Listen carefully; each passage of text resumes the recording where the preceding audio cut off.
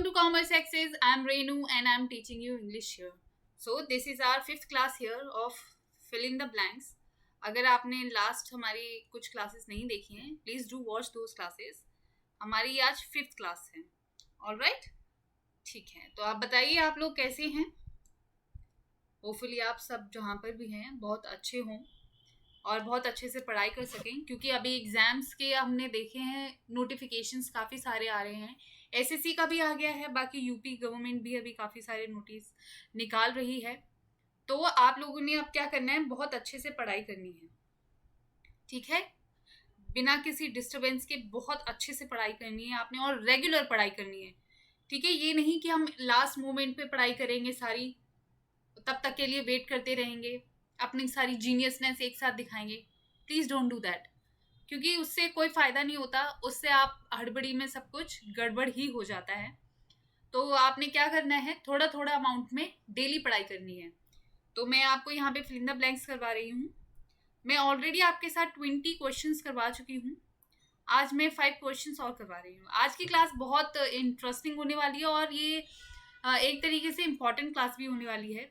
क्योंकि देखिए, मैं आज आपको इसमें बताने वाली हूँ फिल इन द ब्लैंक्स में. मैंने आपको जैसे कि बताया था कि हर एक चीज आपको आनी चाहिए ग्रामर की, then only you can do fill in the blanks. ठीक है, तो मैंने आपके साथ ऑलमोस्ट सब कुछ कवर कर लिया है. अब मैं आपको करवाने जा रही हूँ, जब फिल इन द ब्लैंक्स में हमारे फ्रेजल वर्ब्स आते हैं या फिर ईडियम्स का यूज होता है, तो हमको वो कैसे अटेम्प्ट करना है वो आज मैं आपको बताने जा रही हूँ. Alright, so without wasting our time, let's start. Question number, wait a second, आज थोड़ा सा ये, yes, question number 21. The dramatist must cater dash the taste of the audience.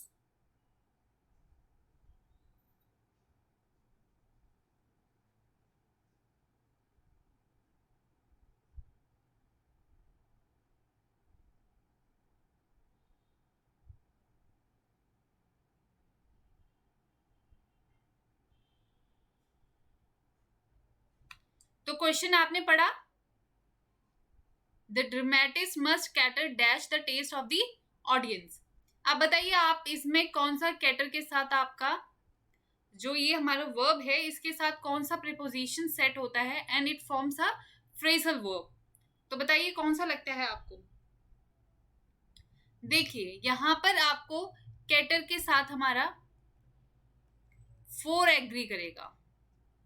Option number D.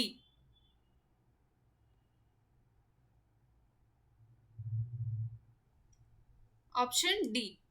देखिए, कैटर का मतलब होता है, कैटर एक वर्ब है जिसका मतलब होता है to provide what is required और desired to attend to the needs of. किसी को कैटर करना मतलब किसी चीज, इंसान को या किसी भी वस्तु को हमें वो चीज प्रोवाइड करवा देना जो उसे जरूरत है या फिर वो चाहता है. ठीक है, ये कैटर का मतलब होता है. अब देखिए, मैंने आपको बताया हम आज क्या करने वाले हैं, फ्रेजल वर्ब्स का यूज करने वाले हैं अपने फिल इन द ब्लैंक्स में. तो कैटर फॉर का मतलब क्या होता है, कैटर फॉर का मतलब होता है टू प्रोवाइड फॉर और केयर फॉर समथिंग. ठीक है, अब वहां पर बहुत सारे ऑप्शन थे, उसमें से हमने कैटर फॉर ही क्यों यूज करना है, क्योंकि इसका मतलब क्या होता है, टू प्रोवाइड फॉर और care for something. While cater to का मतलब होता है, ये भी हमारा एक फ्रेजल वर्ब है, बट इसका मतलब होता है to provide in something in bad way. It's in negative वे.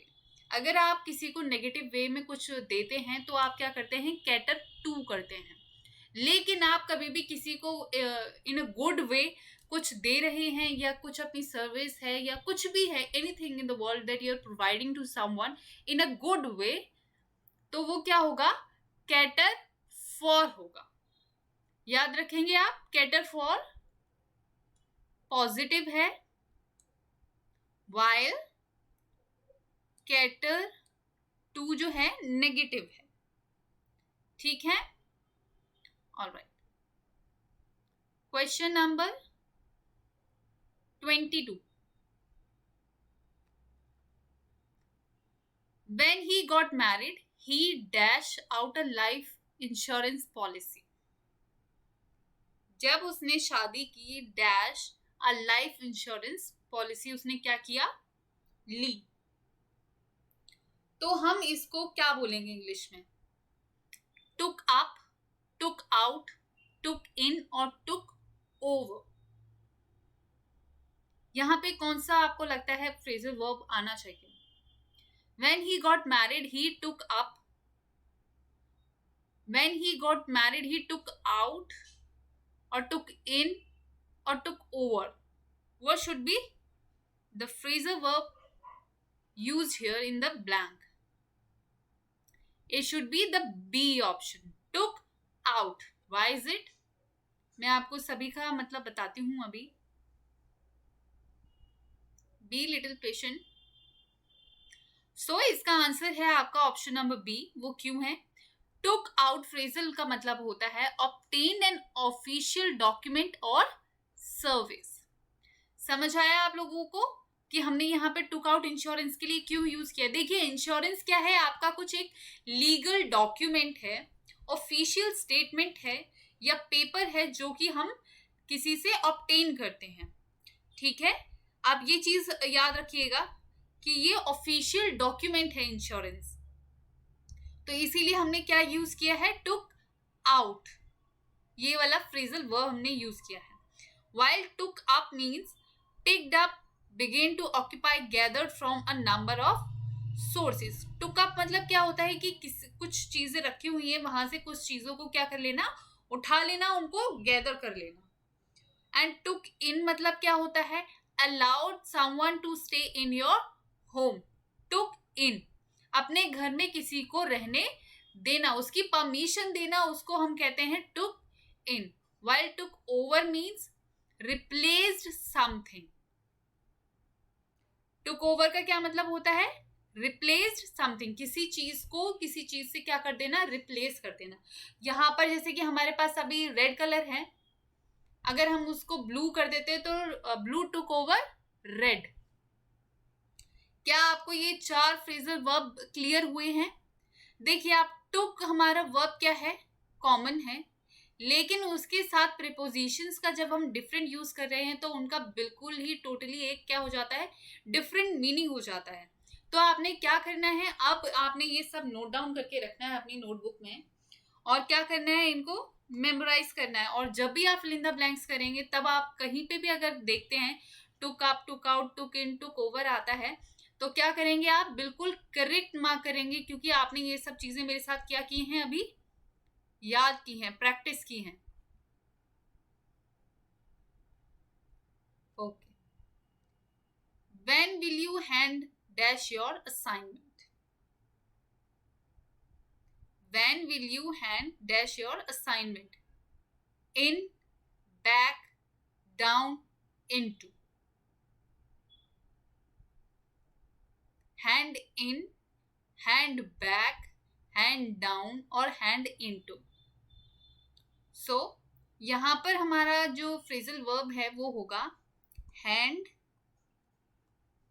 इन. ठीक है, क्यों होगा वो मैं आपको अभी समझाती हूं. Okay, be little patient. Alright. देखिए हैंड इन का मतलब होता है to give something to a person in authority. ठीक है, किसी को कुछ पेपर क्या करना, देना, जबकि वो इंसान जिसको आप दे रहे हैं वो क्या है? ही हैज सम और शी हैज सम अथॉरिटी. ठीक है, आप ऐसे ही नहीं किसी को दे रहे हैं. जैसे कि आप किसी को असाइनमेंट दे रहे हैं यहाँ पर, तो जब आप असाइनमेंट देते हैं तो असाइनमेंट आप किसी को, किसी भी राह चलते इंसान को दे देते हैं क्या? No, you don't do that, right? या तो आप अपना असाइनमेंट अपने कॉलेज में किसी प्रोफेसर को देते हैं या फिर अपने सीनियर को कोई अपना असाइनमेंट कंप्लीट करके देते हैं. तो हम इसको क्या कहते हैं? Hand in. हैंड बैक का मतलब होता है टू गिव और return something to the person who owns it. जो किसी का ऑलरेडी है आप उसको वो चीज वापस कर देते हैं तो उसे क्या कहते हैं? हैंड बैक करना बोलते हैं. ठीक है. हैंड डाउन कहते हैं हम to give or leave something to somebody who is younger than you. Hand down. देखिए, जब अपने पिताजी हमारे जो होते हैं वो अपने बच्चों के लिए कुछ भी प्रॉपर्टी है या कुछ भी उन्होंने अपनी लाइफ टाइम में खरीदा है, ठीक है, वो उनकी बिलोंगिंग थी, लेकिन क्या किया उन्होंने, अब वो ये दुनिया को क्या करना चाहते हैं, अब उनकी मटेरियलिस्टिक चीजों से भरोसा उठ गया, उन्हें लगता है ये तो सब मोह माया है, तो वो क्या करते हैं, अपना सारा जो प्रॉपर्टी है या फिर उनकी जो भी अटैचमेंट्स हैं वो क्या करते हैं, अपने बच्चों में इक्वली क्या करते हैं, डिस्ट्रीब्यूट कर देते हैं. जब वो डिस्ट्रीब्यूट करते हैं तो उसको कहते हैं हैंड डाउन करना. I hope I am clear in these phrasal verbs. अगर आपको समझ आए तो please do like this session. आज ये माउस जरा. Question number 24.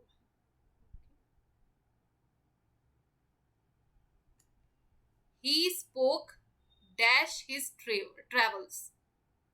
He spoke dash his travels.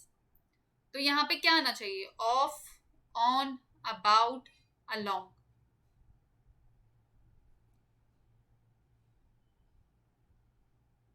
देखिए इसका है स्पोक ऑफ. अब वो क्यों है मैं आपको बताती हूँ.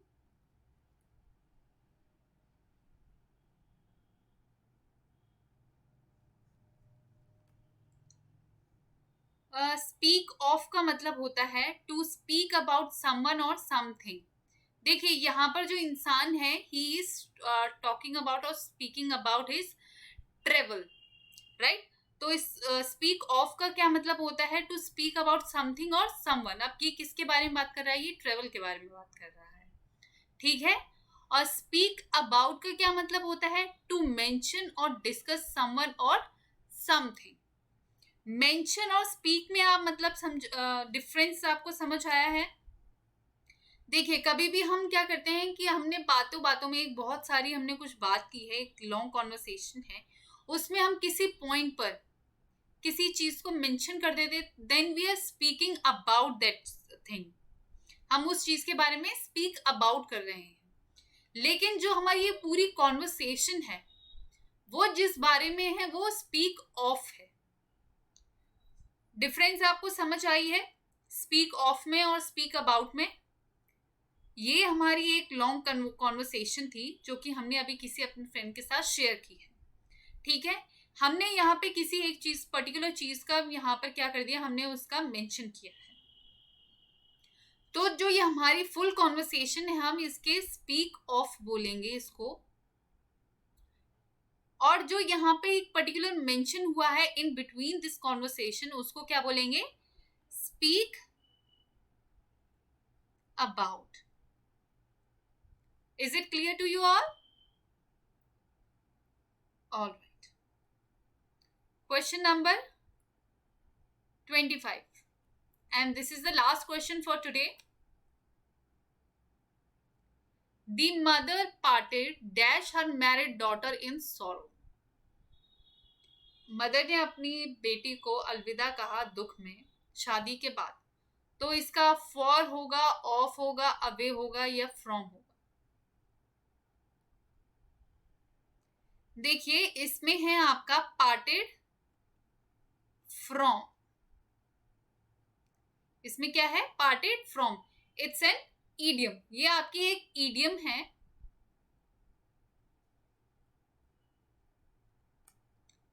पार्टेड फ्रॉम ईडियम का मतलब होता है टू लीव समबडी. समबडी मतलब आपका, जब यहाँ पर हम लिविंग बीइंग की बात करते हैं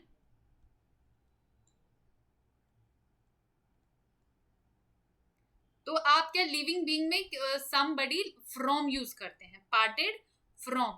वाइल पार्टेड विद कहाँ यूज होता है, समथिंग मतलब होता है नॉन लिविंग.